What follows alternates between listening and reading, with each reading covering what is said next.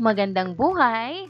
Halina't matuto kasama si Teacher Aika, your online teacher. Simulan na natin!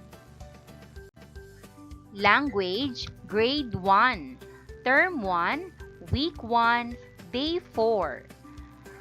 Recognize how language reflects cultural practices and norms. This is Teacher Aika, your online teacher. Let's start! Learning competencies. At the end of the lesson, the learners will be able to one's personal experiences about self and family. A. Recognize the features of first language and other languages in one's context. B.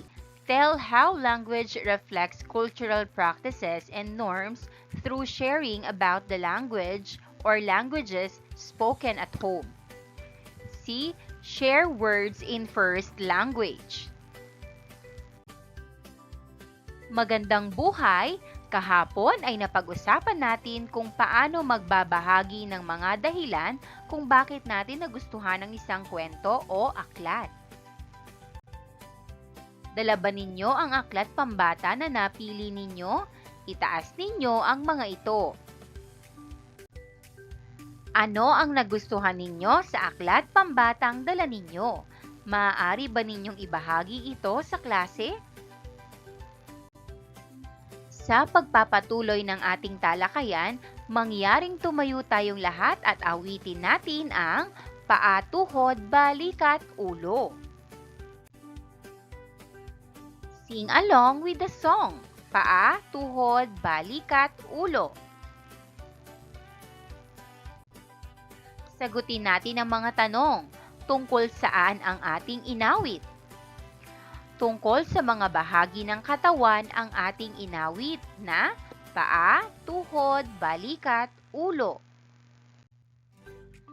Aling bahagi ng katawan natin ang ginagamit sa pagpadyak? Ang ginagamit natin sa pagpadyak ay ang paa. Aling bahagi ng katawan natin ang ginagamit sa pagpalakpak? Ang ginagamit naman sa pagpalakpak ay ang ating mga kamay. Pag-uusapan natin sa araw na ito ang mga bahagi ng ating katawan. Ano ba ang tawag ninyo sa mga ito? Pag-aaralan natin kung tayo ba ay may pare-parehong tawag dito. Siyempre, pag-uusapan din natin kung paano natin ito pangalagaan. Ano ang tawag sa sumusunod na larawan? Ulo, balikat, kamay, tuhod, paa. Magbasa tayo ng isang tula. Katawan ko, pananagutan ko, nina Ellen Grace, F. Fruelda at Giovanni C. Duran. Ulo ay pakaingatan, laman nito ay karunungan. Balikat-balikat, huwag magbuhat ng mabibigat. Mga kamay na munti, hugasan ng mabuti. Tuhod ay pagtibayin, pag-eehersisyo'y gawin. Mga paay protektahan, tsinelas, sapatos, huwag kalimutan. Mga bahagi ng katawan, dapat alagaan. Mga tanong. 1. Batay sa tulang napakinggan, paano natin dapat aalagaan ang ulo? Pakaingatan dahil dito matatagpuan ang karunungan. Batay sa tulang napakinggan, paano natin dapat aalagaan ang balikat? Huwag magbuhat ng mabibigat upang hindi masaktan. Batay sa tulang napakinggan, paano natin dapat aalagaan ang kamay? Hugasan ng mabuti upang manatiling malinis. Batay sa tulang napakinggan, paano natin dapat aalagaan ang tuhod? Patibayin sa pamamagitan ng pag-ehersisyo. Batay sa tulang napakinggan, paano natin dapat aalagaan ang paa?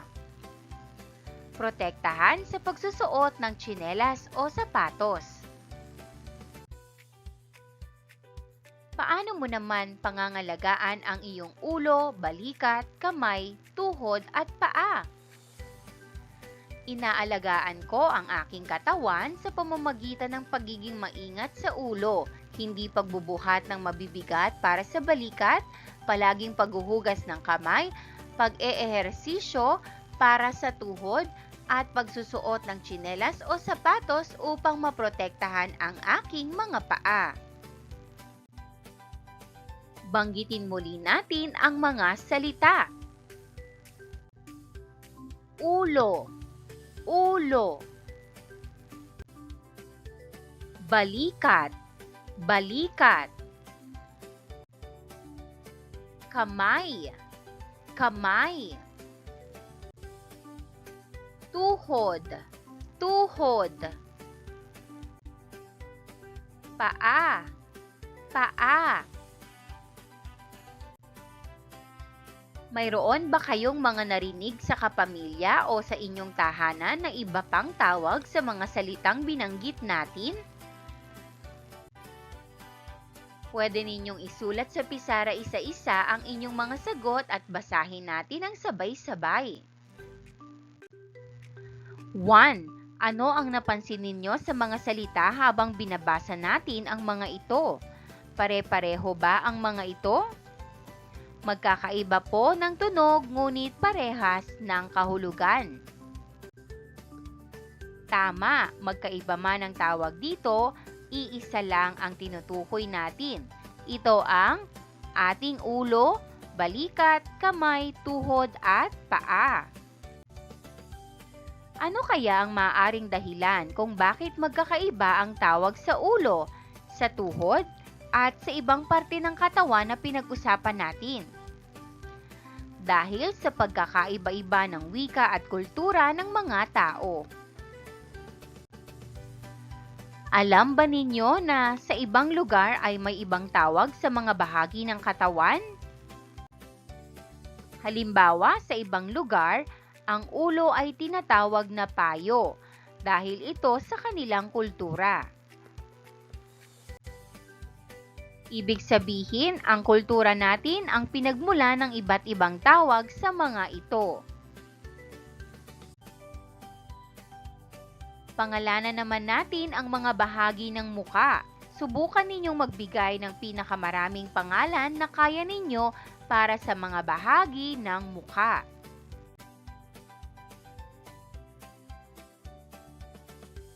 Kilay, noo, mata, ngipin, pisngi. Pilikmata, bibig, baba, ilong, tenga. Para sa inyong takdang aralin, tanungin ninyo ang inyong mga magulang kung may alam pa silang ibang tawag sa mga bahagi ng katawan na hindi natin nabanggit sa ating talakayan. Alamin din ninyo kung saan o saang lugar ginagamit ang mga tawag na iyon. Ihanda ninyo ang inyong sagot dahil ibabahagi ninyo ito sa klase sa susunod nating pagkikita.